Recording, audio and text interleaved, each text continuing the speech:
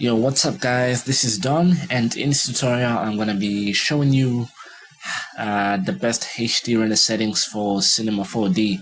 So these are the settings for YouTube 720p, and I think this will give you the best quality, the smallest file sizes, so manageable file sizes, and also the fastest rendering time. I wouldn't go as to say these are probably the best settings. These are just the settings which I use on my YouTube, and they seem to be fine for me. So if you guys like the quality of my intros and would like to know how I do that, then this is the tutorial. Okay, so I've just set up a really basic scene here, and it's just some simple 3D text in HD. And if I play this, the camera just goes around like that, and that's what I'm going to be rendering out. So to render out something, you want to go to this icon here, and go to the first tab, which is called General, and make sure that full render is selected. And you want to go to Output, and put the width and the height to 1280 by 720. And you want to go to the frame range here. Leave everything else as it is and just go down to the frame range. And now this is entirely up to you. You can have current frame, which is used for when making images. So whatever frame you are on in the timeline down here is whatever frame is going to be rendered out. But if you want to render out an animation or an intro, then you want to go to either all frames, which will basically render out every single thing, or you can go on manual, where you can select where you want to render out. So maybe I'm gonna go from 10 to 80. So from 10 to 80, I'm gonna render that out. So the frame range is up to you. And you want to go to the Save tab, and this is really important now. Most people think that AVI is probably the best format to save in, and it might be the best, but I personally disagree. I think that QuickTime Movie is the best, but most people don't have the QuickTime codecs, and end up rendering an AVI movie. And the problem with AVI, I find, is that the files are too large, and the quality for me, I actually don't think it's as good. But you guys may think it's the same or whatever, but this is just my personal view. So if I were you, I would recommend that you use QuickTime Movie. Now, the reason why most people don't use QuickTime Movie is simply because they don't have the right codecs.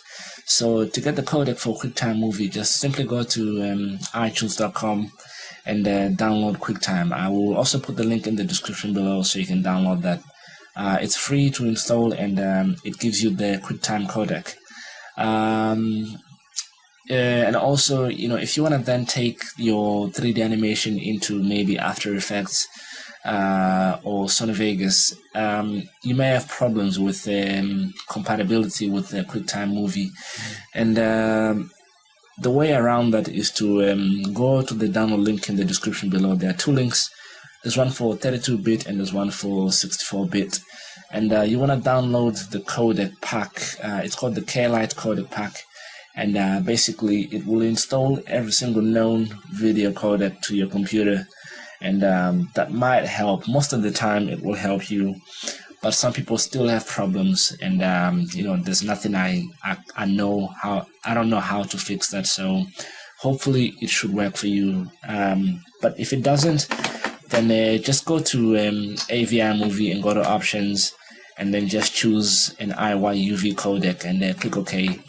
And you also want to specify a save path, and click on there, and just type it in, whatever you want to save as. So maybe I want to save as YouTube HD. Yeah, you just if I was to run this now, I'll just hit the button, and it would render out. But I don't want to render out in AVI, so I'm just going to change mine to QuickTime again.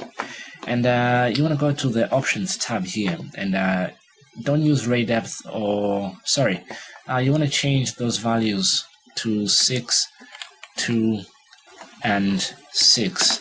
and that basically speeds up your rendering. And now you just hit the render button and you're good to go. So those are the best HD render settings in my opinion, and they work great for me, and you guys should have no problems.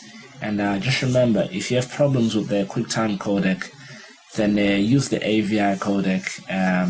It's slightly less quality, but you know, if you have no option, then you just have to stick to what you've got. But thank you for watching this tutorial. I hope you guys found it helpful. Please comment below with any questions, and me or other users will reply to your questions. So yeah, peace out. Okay guys, just a little something I forgot is, you know, most of you are probably wondering, well, do I have to do this process every single time I open up Cinema 4D? And the answer is no, you don't.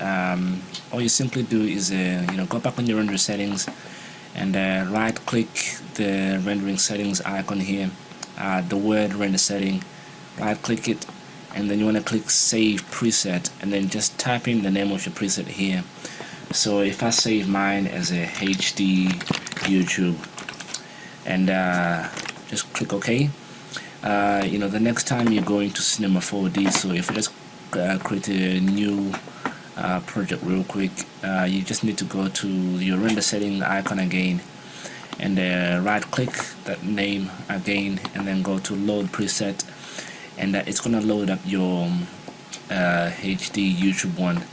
And you will notice that nothing's actually happened to the frame size in here. But if I go back on it and click the little black thing here to turn it wide, you will see now that it's in the right resolution and frame size. So that's it. You don't have to repeat the process every single time you go into Cinema 4D. You only have to do it once. But also just keep in mind that the save path will stay the same, so make sure you change this each time you save a new project, or else you're going to overwrite every other single project you have created. Again, thank you for watching. Peace out.